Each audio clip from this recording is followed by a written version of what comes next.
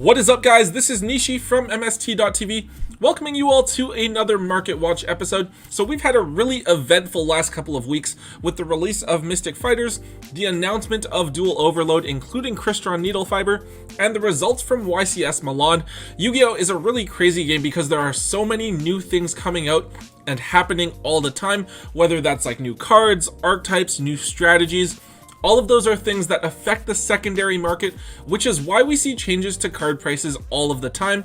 So yeah, as usual, we're going to be discussing some of the more notable changes that have been happening with the market that I feel you should all be made aware of, so that when you go to locals and make trades, you're able to get full value back from your cards, as well as better identify what cards you should be on the lookout for. Let's get started. Alright, so first on the list, we're starting off pretty tame here, but I think that this is an important card to keep an eye on. World Legacy Guard Dragon is a card that was pretty heavily bought on TCG Player, and we're currently looking at around $13 lowest for a near mint copy. However, when we also consider another site, Troll and Toad, we actually see that they still have unlimited near mint copies available for $10 a piece. Either way, we're seeing that this card is up from its previous market price of around $8. Now, I believe that the indication here, I think vendors and whatnot believe that this card is going to be going up in price over the next few months. In terms of how it's used, it's obviously a really good card in Dragon Link, but it's also pretty viable in Dragon Maids, as you can use it with Almirage and Elpie and then kind of combo off from there, and I guess it's decent. Now, we also need to keep in mind that this is a card that we can search with IB, the World Chalice Justiciar, which is the Synchro Tuner that might see even more play when Crystron Needle Fiber comes to the TCG.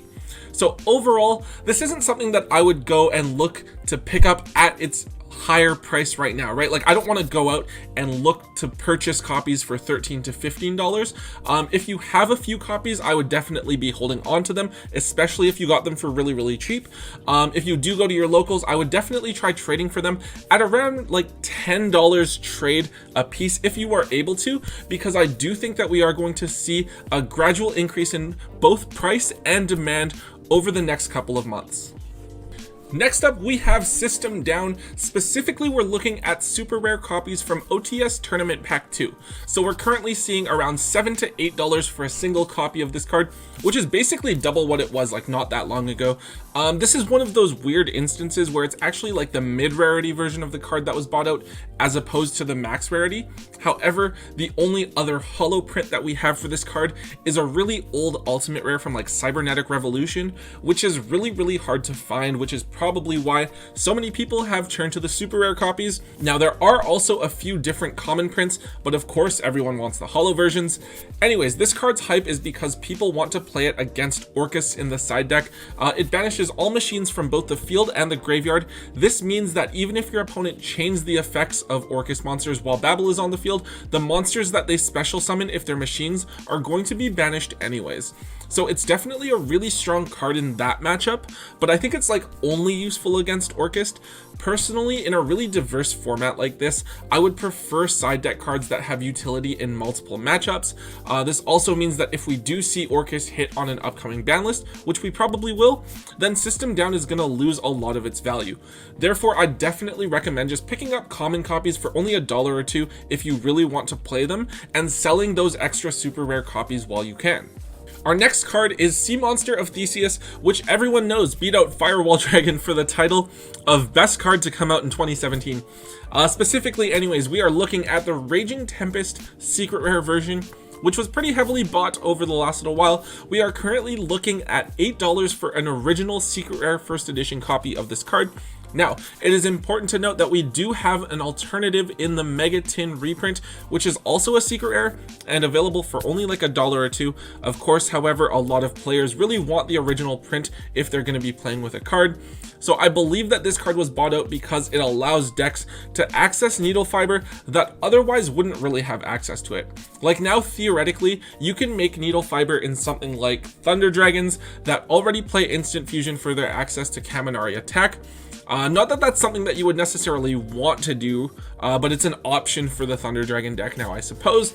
We have seen a lot of other cards see play for their ability to put a body on the board and then be linked off as a combo piece, and Theseus fills that exact role. It fills that role for a bunch of different decks now that Needle Fiber is introduced into the game. Now, as for how viable this is, I don't know. Like, the meta could be entirely different by the time that March comes around. We could have completely different top tier decks. So like, my recommendation, I would sell the original copies if you're holding onto them and you can get rid of them for that inflated price, but I would still hold onto a few copies of the Megatin reprints. If this card like really is viable, assuming it doesn't get reprinted between now and then, you can still play the reprint, right?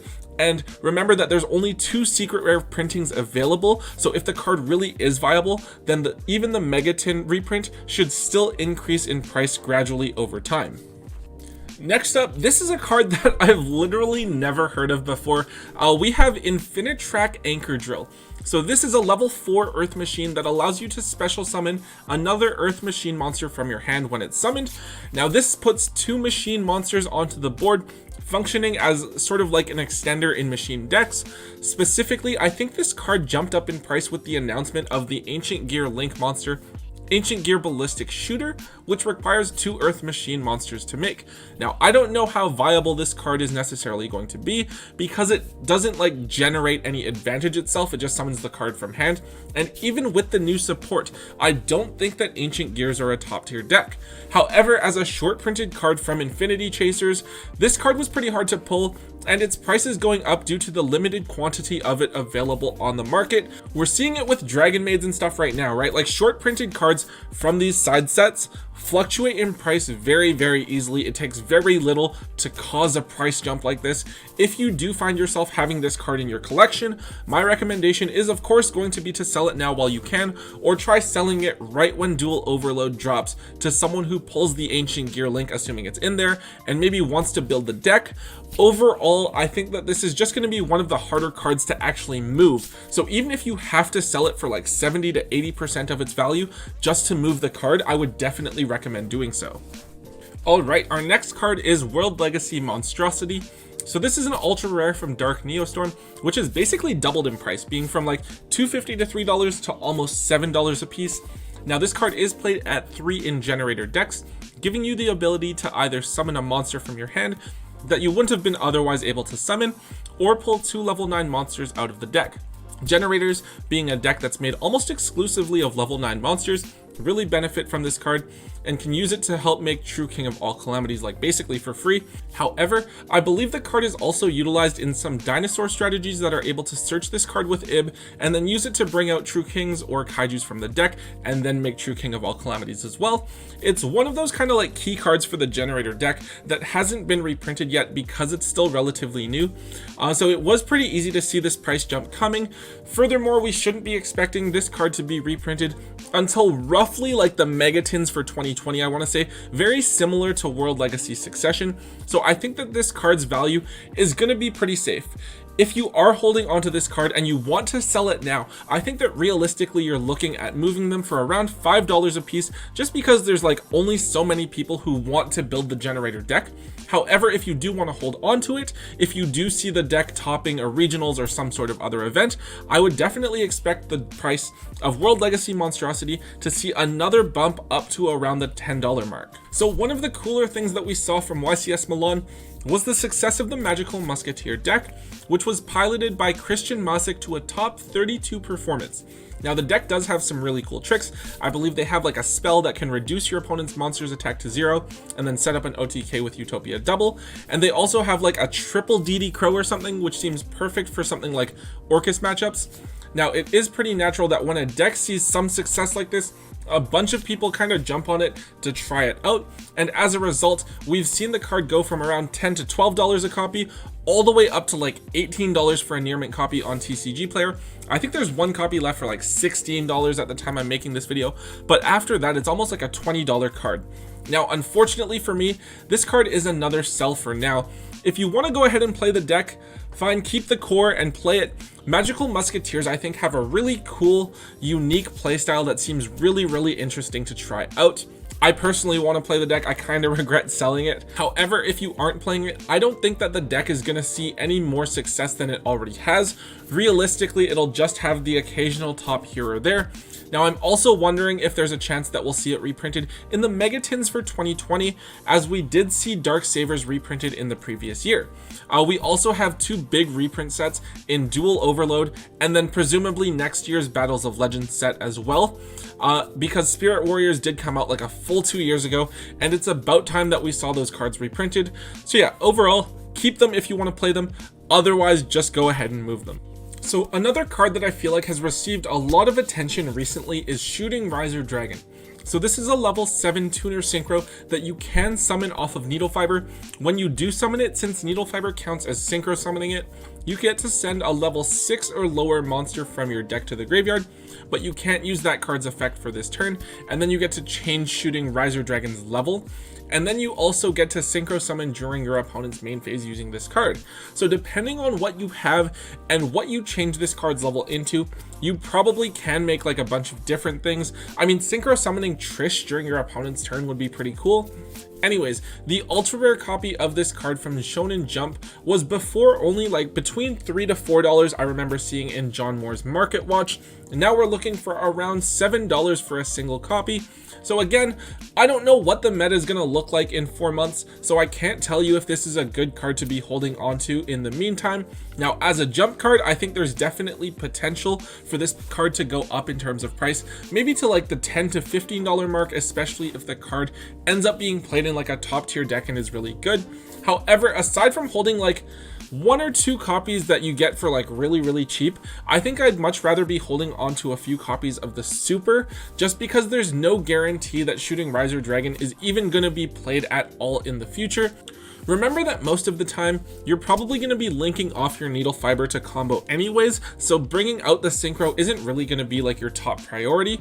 I think that over the next few months, we're going to see the ultra rare version's price fluctuate between that $5 to $10 mark, depending on what people are kind of thinking. So if we're going to hold on to a few copies of this card for yourself, I wouldn't be paying more than around $5 a card. All right, our next card here is Skullmeister. So this is yet another card that I believe is hyped up at the moment because of its usefulness in the side deck against Orcus, although I do believe it has some other applications against Thunder Dragon and Salamangre as well. So it's a hand trap that you can discard to negate an effect that activates in the graveyard, the way that basically all of the Orcus do, or how Thunder Dragon monsters do when they're sent from the field to the graveyard, or the effect of Spinny in the graveyard. I feel like it's very similar to DD Crow or Ghost Bell, but just because of the way that it's worded, it might be a bit better specifically in this format. Now, if you do want to consider playing this card, it's very important that you remember that we have both common and super rare reprints of this card available, where you should be able to get your playset for less than like $1 or $2. The expensive version of this card is specifically the secret rare, as its original printing was in Starstrike Blast, one of the hardest to find sets of all time. Now, as it is, we're looking for $18 to $20 for a single copy of this card. I don't know about you guys, but even if I really wanted to play this card, I'd rather pay $3 for a set of supers than $60 for a set of secrets. Now remember, this card isn't necessarily going to be good next format, because there's a very good chance that we could see it fall out of favor for cards like DD Crow or Ghost Bell and Haunted Mansion, and therefore I would expect the card to drop back down to its price point of about $10. So yeah, as much as the card seems interesting, I would definitely be looking to pick up a set of this card in a lower rarity and then selling the secret rares if I had them. And our final card here is Chaos Hunter. So in the Orcus matchup, Artifact Lancia is kind of like a turn skip. Without the ability to banish cards, Orcus can't really do anything for their turn. However, Lancia only lasts 1 turn, which means that they can make plays the following turn, or even during your turn if they have Babble up and enough cards set up in the graveyard. Now because of this, Chaos Hunter is a card that people have been talking about siding specifically for the Orcus matchup. This card stops your opponent from banishing cards as long as it's on the field, meaning that they have to find an answer to this card in order to really play the game at all. So this is like kind of better, kind of worse. Lancia, I guess, is harder to disrupt. Your opponent has to have something like Called by the Grave or Siphon Gear Gamma and use it to negate Lancia when Lancia is activated in order to stop it.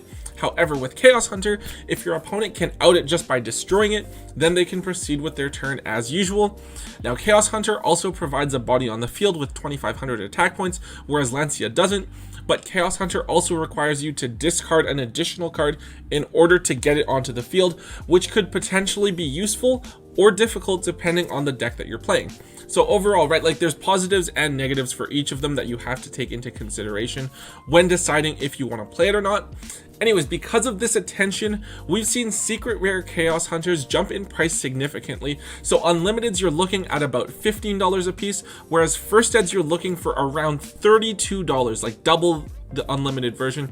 Now, this isn't the first time that we've seen Chaos Hunter hyped up, of course. The card eventually settled back to under $10, which is actually when I picked up my set. I would almost certainly expect this to be the case again after Orcust is eventually hit on whatever upcoming ban list. Now, that being said, I would be moving my secret rare copies as soon as possible, and I probably will within the next week or so. And I'd just be playing one of the many different common reprints for this card that are available. Alright guys, that is it for this video. I'm just realizing now that, wow, we talked a lot about Orcust in this video, which I guess is kind of inevitable because of how dominant the deck has been recently, really establishing itself as a tier 0.5 deck of the format. But people reacting to trends in the game is typically a really great source of market volatility, so be sure to try and capitalize on it while you can. Anyways, guys, I really hope you enjoyed today's episode. If you did, of course, be sure to slam that thumbs up button for me. Make sure that you're subscribed to MST.TV so you can see all of our latest content. And also be sure to leave a comment down below. Let me know your thoughts on the current Yu-Gi-Oh market and let me know what cards I may have missed in this video so I can cover them in a future one. And yeah, so until next time, guys, don't forget to hold on to your MST.TV.